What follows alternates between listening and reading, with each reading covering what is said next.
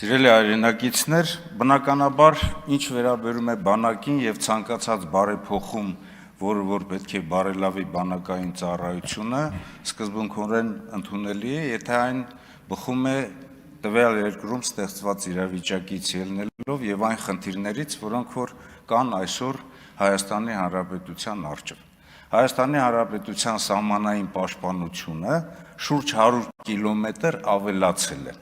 Ղարաբաղի 283 կիլոմետրին ավելացրել է Ադրբեջանի հետ սահմանը Զոդից մինչև Մեղրի։ Դրանից ելնելով մենք պետք է որոշում ընդունենք, թե ինչպիսին է մեր ազգային անվտանգության ռազմավարությունը եւ Պաշտպանության նախարարությունը պաշտպանական ռազմավարական վերանայում պետք է անի եւ դրանից բխող հարցերով պետք է ինքը իր համալրման ամբողջ գործընթացը կազմակերպվի։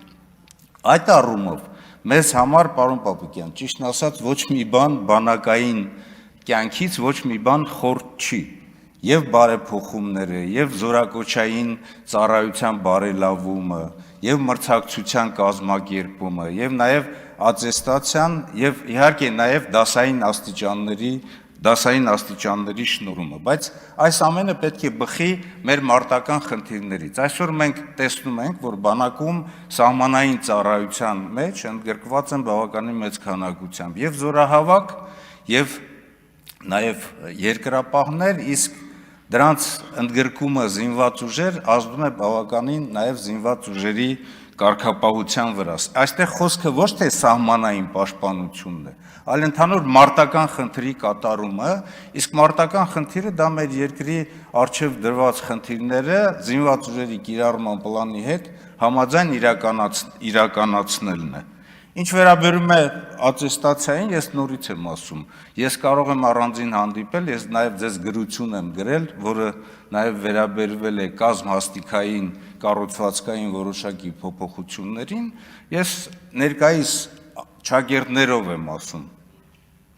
առանց վիրավորելու,